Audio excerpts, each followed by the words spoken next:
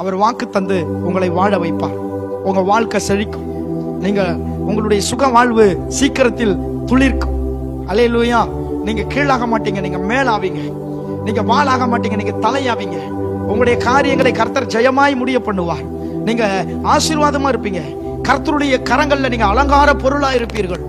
கர்த்தர் உங்களை அவருடைய இருதயத்திற்குள்ள தன்னுடைய பிள்ளைகளாய் வரைந்து வைத்திருக்கிறார்.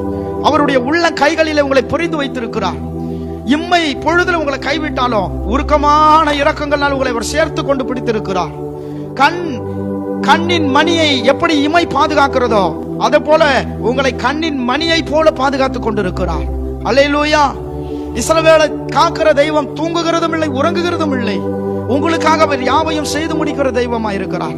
உங்களை பெருக பண்ணுவது அவருடைய விருப்பமா இருக்கிறது. இஸ்ரவேலை ஆசீர்வதிப்பதே கர்த்தருக்கு பிரியமா இருக்கிறது. அன்பு தேவ பிள்ளையே, உங்களை வாழ வைக்கிற தெய்வம்.